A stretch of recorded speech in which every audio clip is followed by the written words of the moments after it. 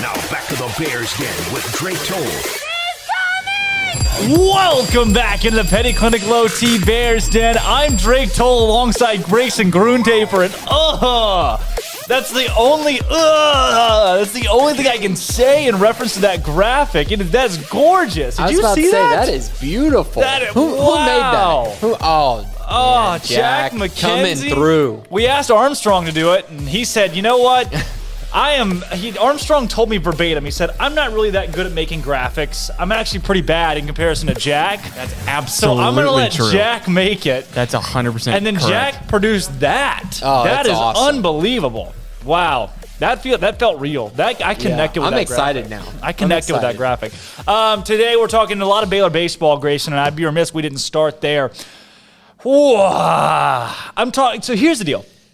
If Baylor would have not been included on the bubble, if Baylor would not have been included in the top 5, and Pitt was in, and a couple of these teams that made more sense were in, I think there's a case where Baylor doesn't make it in, and no one's complaining, because it's like most folks didn't think Baylor even had a remote shot. But now it's like, hey, pun intended, let's poke the bear. Yeah, and I agree with you, but I will say I actually was in the small group that thought they did have a chance. Really? And my reasoning for small it, group. Yeah, small group, but the reason I was so optimistic about it was because I thought to myself, there is no way the number 2 RPI conference was only going to have 4 teams in. 3 of them are regional hosts, and the other is probably going to be a very dangerous 2 seed. So for me, it just made me go, okay, I feel like you have to pick between Oklahoma or Baylor. Yeah. And they didn't. They didn't pick either. Yeah. I was kind of stunned by it, to be honest, especially with how strong Baylor fared with the top of the league. I'm just thinking to myself, well, Baylor has 4 wins against the top 3 teams, which is fairly solid compared to the rest of the league. Liberty made it in over Baylor, which, come on, what? Michigan with no non-conference schedule. Yeah, I was going to get, there's Nebraska made it in, Florida State made it in, North Carolina made it in over Baylor, and then I look all the way down. Today I woke up and I was like, you know what? I'll find Michigan's RPI. Let's just go see it. Less than a week ago, 6 days ago, Michigan's RPI was 100. 100. Well, but they had no non-conference, so that impacts significantly what their RPI could have been. Who would they have played?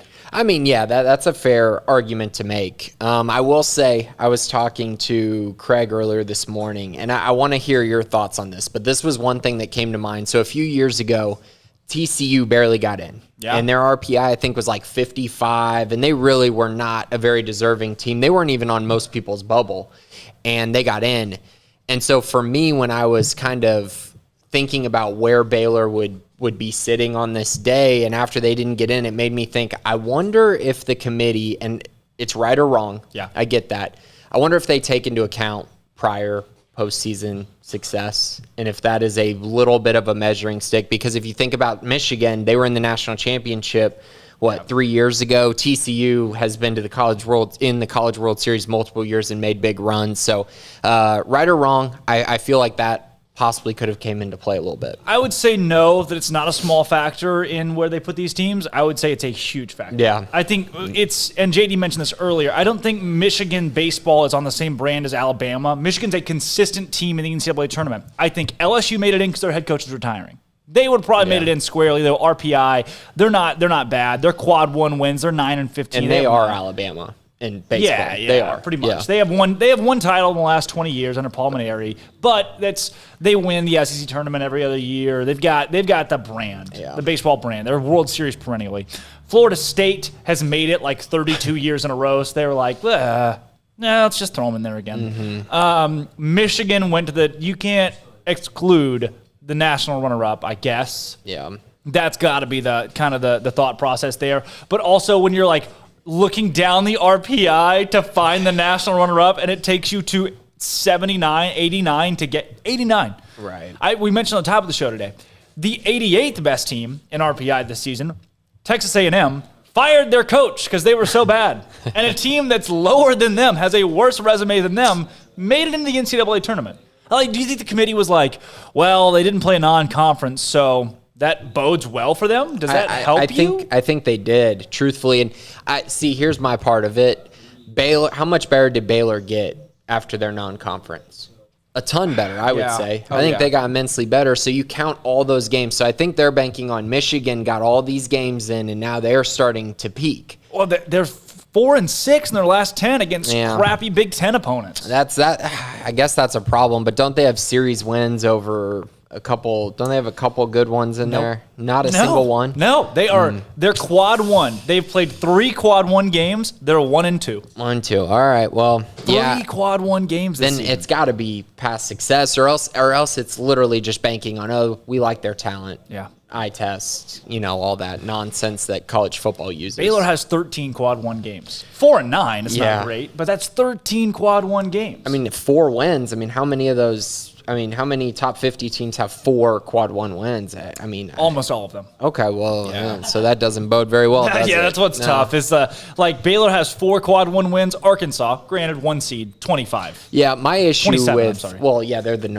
they're like the best team in baseball. Yeah. But for Baylor purposes, my issue with their resume is 8-14 away from home, whether neutral or on the road. That does not bode well in postseason play. You know what doesn't bode well for me? North Carolina on the road, 6-14. Yeah. Again, 6-14. So how can you expect them to make a run when they're 6-14 on neutral or on the road? I mean, they're probably not going to do very well. Yeah, that's what I'm like. I'm looking at the teams that didn't make it in, or that made it in right above Baylor, the North Carolinas. Which that's the thing is like I can vaguely understand a couple of these making it in. If Georgia would have made it in over Baylor, I wouldn't have complained. Like, Georgia played an SEC schedule. They were 8-15 in quad one wins. Like, just let the guys in. But the fact that it's North Carolina, Florida State that made it into those spots, like that just doesn't make any sense to me. Yeah. Or UC Santa Barbara. Like that's the one I think more people should be talking about, that in Michigan. UC Santa Barbara, 51 RPI. I'm looking at their schedule right now. They on the road, 17-7, that's great. Quad 1, they're 2-9. 31 of their games came quad 4. Quad 4 games. 11 of them were quad 3. And when they played quad 1, they didn't win. Like they played UC Davis, Hawaii, Cal State Northridge. Give Baylor that schedule, you know? I mean, just how do you put a team like that in as an at-large UC Santa Barbara, the Gauchos, over Baylor? Yeah, I mean, Baylor was 16-3 in quad, 2-3 games? Oh, they won all the games they were supposed to win. And UC Santa Barbara was 35-7 in quad 3 and quad 4. I mean, that is the majority of their schedule right there. 42 games in quad 3 and quad 4. Crazy. When I put that video out there, the case that Baylor should make the NCAA tournament, there were a lot of people, Baylor Twitter people, that were like, no, you're crazy. There's no way they're even a bubble team. Most folks, Bryce Cherry said it, thought there was a 0% chance. There was a % chance. Baylor was 65 out of 64. There definitely was. I think the way they finished just left a bad taste in everyone's mouth. And, I mean, it should have. They just did. They limped to the finish. And honestly, I think after seeing the reveal, if they would have beaten Kansas State, I think they would have been in. Yeah, 100%. Which stinks. Yeah, 100%. And again, if Iowa State had a baseball team, Baylor's in. Yeah. All it takes is Iowa State freaking having a baseball team. It's just tough. I mean, I know it's a big topic of conversation today, but it's just insult to injury. It's the first runner-up, not the first runner-up. It's like the honorable mention that you almost made it, that the NCAA even releases a bubble. Like, hey, here are the teams that we almost put in. You were so close. Yeah. You almost had it. Quite literally, what's the point of that? Are you getting a ring? Are you recruiting? Like, hey, listen, we were the 65th best team. Look at this. Look at this bubble right here. We would have won the NIT of baseball. Like, what do you? Or the Armstrong? Do you have the clip of the Alabama? Do you have the commissioner clip? Yeah, I would love that. Have you seen this? No. Oh, this is so. So they asked the commissioner of the tournament. They're like, hey, so why did you let Alabama in as a bubble team? Like, what was it? Because everybody else thought Alabama was out. I heard about it. And here's what he had to say. With Alabama, it just really was, we wanted to make sure that their strength of schedule was very strong. And I think that was pretty much it. I mean, just Alabama's strength of schedule and a very strong conference made them a selection for us. Jeff Fultz. Poor Jeff there has never been on camera in his life. This guy's got the makeup, the bright lights, the toupee, and they said, hey, Jeff, Alabama made it in. Why? And we have so many reasons why, and here are none of them. He said, so this is a direct quote. We wanted to make sure Their strength of schedule was very strong. Yeah. Those came right out. We wanted to make sure their strength of schedule was very strong. Had to be in. And that's it. Had to be in. Yep. He literally says, he just flip, and that's it. Oh my gosh. What? Well, I mean, if you do look at 7-15 against top 25 teams, 7 wins is good. I mean, but they have just a ton of L's against 10 good and teams 12 too. down the stretch. 10 and 12. I'm Right. not even mad that Alabama got in. I'm just mad that the one team, Alabama's the most square bubble team that got Right. in. Yeah. They're like 61 out of the 64. So there are 3 other teams that have 0 Ks. If they would have asked him, like, hey, why did Michigan make it in? But I can't imagine. I have no idea. He would have exploded. Yeah. He would have exploded. They asked him at Alabama. They gave him the ice cream scoop, and he just crapped all over it. That's your baseball commissioner. JD mentioned it. We're never having him on the show. No, please don't. After he sees this, though, Please don't. Any chance that we had is just out the window. I would love for you to ask him about Michigan getting in, though. Oh, yeah. I would love to hear the case for Michigan, for any of them. But he's the Stetson athletic director. So the next time we have a Stetson guest on, I guess we can, if Stetson exists, I'm wholly convinced that that's just a made-up university that they just put in there to have him as the commissioner. So we got outside of that, Baylor basketball, Jared Butler declaring for the NBA draft. That was expected, but dramatic. That was just about as last second as you can get. Yeah, I'm excited for him, though, and I'm kind of excited for the way the process played out for him. I know he's one of the best to ever put on the green and gold. Oh, for sure. And so for him to wait that long, I think it kind of made it a cool storyline for fans to think about, what if he comes back? Baylor could go win another national championship. He would be cemented as the greatest Baylor athlete ever if he came back. I think he's got a case already as far as accolades go. He's got a great list of accolades to back that up, but I'm excited for him. It was time for him to go. He's going to be a first-round pick. He's going to be a guy who I think has a chance to make it in the league, which is something Baylor really needs. They need guys to make it in the league, and between he and Davion Mitchell, I think they have a good shot at having some guys really have good careers in the NBA. And, last-minute kind of decision. I'm sure he made up his mind a while ago, but finally have some closure on that situation. Now Baylor basketball can move forward, and now Jared can move forward as we prepare to watch some of the NFL or NBA combine. Best Baylor football player in history? It's either Mike Singletary or RG3. Yeah. Who do you give the nod to?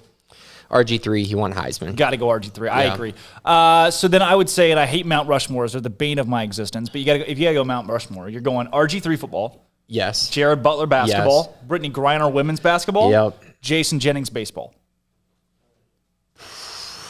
Probably. Yeah. Baseball. Jason Jennings is like a 2-time All-American, I'm pretty sure. I know, but they had a couple. Luddy. Luddy was another really good one. Better than Jason Jennings? Max Muncy? No. Postseason? Not Muncy in college. Okay. Just out of college? Yeah, MLB career. Yeah, Muncy's great. Muncy college, good. But Muncy college on par with Shea Langoliers. Yeah. I mean, you're putting... They had some guys, but sure. I think that one's a little more debatable than the other three. I do. They had some really good players. But Jason Jennings is like the accolades he racked up that's are true. nuts. That's true. Just college-wise, his numbers are stupid. Yeah. So, but maybe, he was Rookie of the Year, too, in the MLB. But that's... Again, that's pro. after. How much do you? Yeah. On to football though. How about the big men on campus? Not only are the signees arriving, you also have the recruits now can step foot on campus and it be legal. So kind of walk me through what that is, the ins and outs of what recruits can do now, and then for the signees, really where they are. Okay, so I'll just start with the signees because it'll be a little bit quicker. But yes, they arrived over the weekend. Obviously, the entire team reported as well. The signees moved in, got to get into their dorms and kind of start college, really. I mean, classes start this dorm. week. They're not dorms. Not dorms. They're You're not right. dorms. Apartments. You're right. Apartments. Sorry about that. But where they're going to live.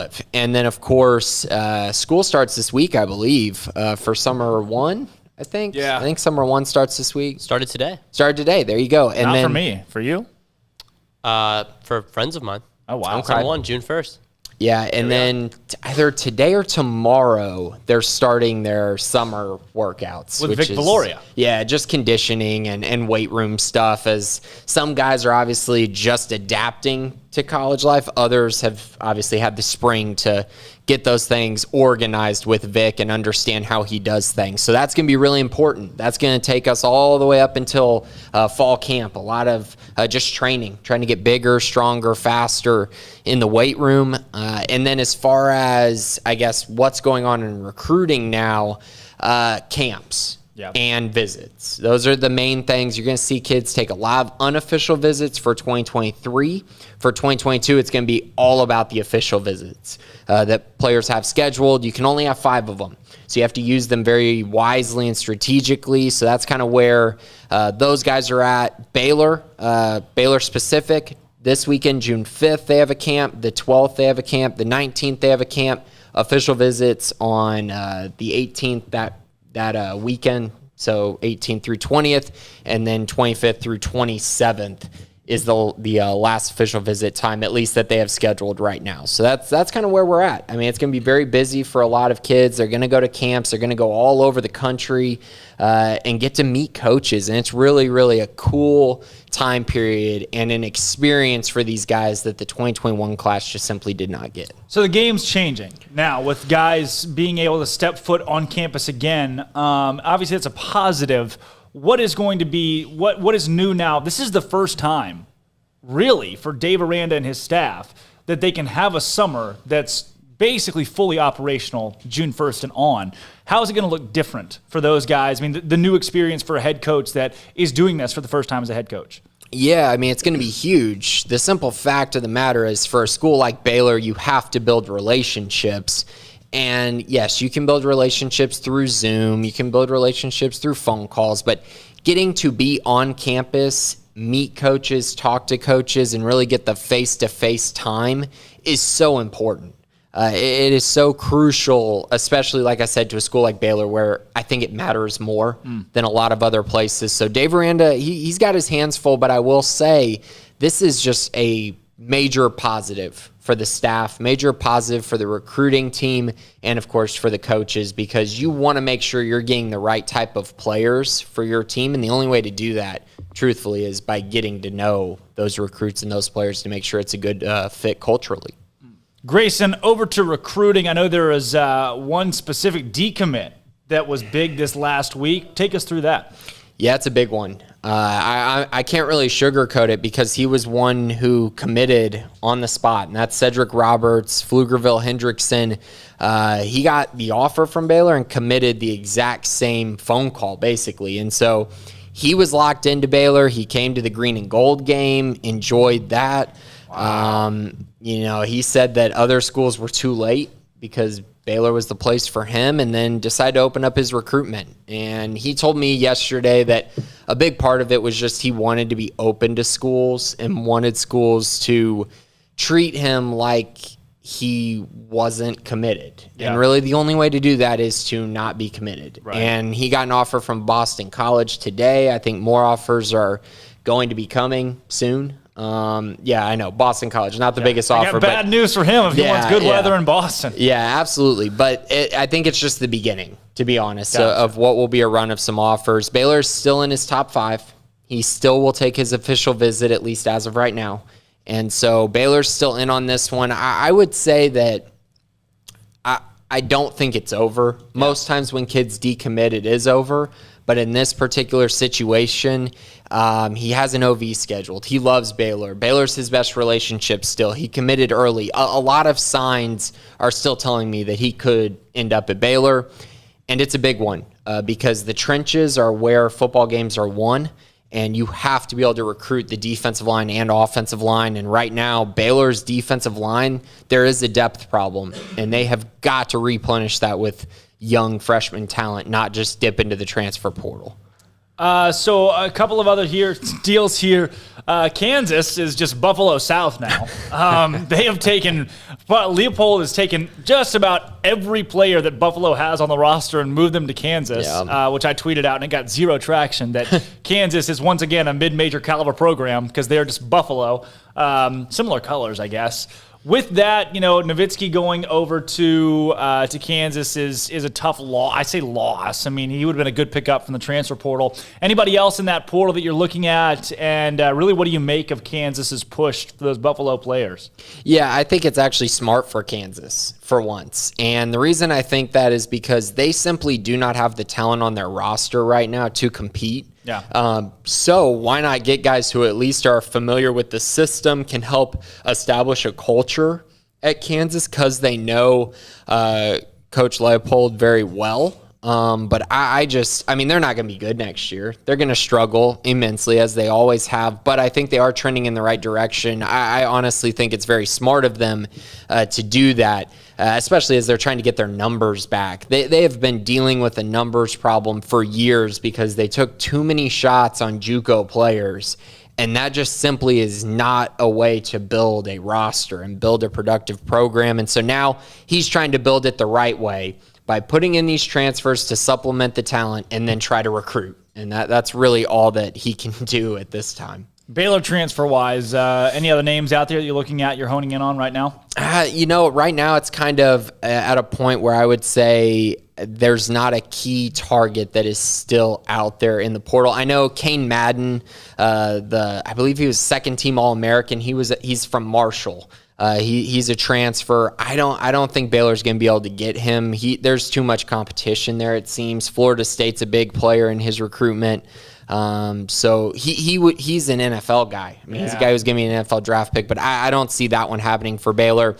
Kingsley Ugwu, who we've talked about a ton, the JUCO prospect, still out there. Got a Texas Tech offer over the weekend. So still trying. He is taking his time. Let's just say that. He's taking his time in his recruitment. Again, I don't expect him to come to Baylor if he does. Not that I don't expect him to come to Baylor, but I don't expect him to come to Baylor and be an instant starter. Gotcha. If that makes sense. He might end up at Baylor, but especially now that he's waiting out the whole, until Lord knows when. I mean, he's still taking his time. I mean, I just don't see him getting on campus and being able to make a huge impact day one. Well, that's we talked a little baseball, some basketball, recruiting, hit the transfer portal. Do want to give you our Bear Games question of the day before we wrap up our big board. So I hate seeing Ole Miss win at anything. Like, that's the one school, the one team that I don't care if it's ice hockey or what do they call it, bago. But what's the other name for that? Cornhole. Cornhole. I'm a bago guy. Bago. Arkansas we call it Bago? Bago. Wait. That's the same game as cornhole? Yeah. Bago and cornhole. It's just a different name for the same game. Terrible name. It's only cornhole. Whatever. So for you, I just hate seeing, it just grinds my gears when Ole Miss wins at anything. Who's the one school that you're like, ugh, they won and I hate it? Is it a cop-out to have a tie? Oh, no, definitely not. Okay, it's for sure TCU and Texas A&M. For sure. A&M without a doubt. It's a tie for me. TCU? I can't stand when either of those schools win at anything. No. Yeah. Can't stand it. The only reason I don't have TCU on my list is because that 09 home run they hit at the College World Series to walk off Florida State, that was nuts. That was nuts. It was like the last season before TD Ameritrade trade. It was nuts, and I hated every minute of it. It's just one of those moments in sports you're like, salute. But yeah, I think TCU's that is a bit of a cop-out. It's a bit of a cop-out. It is. But A&M, so you could say A&M's a cop-out, too, A&M's a cop-out, but A&M just makes so much sense. It does. For everyone that exists. The A&M fan base, we will at some point in time this summer rank the worst fan bases in sports. Mm-hmm. And it will be tough to not have A&M toward the top. Yeah, and my out-of-state one is Indiana.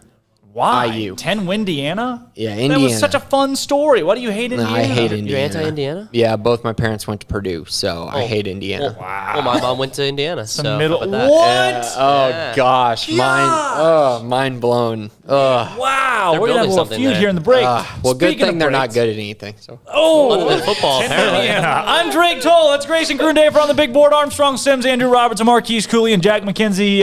Thanks for coming on as always. It's always Thanks. fun. Hey, I love being on here. I love it. Let's do it again next week. Don't go anywhere. When we come back, Jason King joins the show. This is Up Tempo. The NCAA baseball field of 64 is in.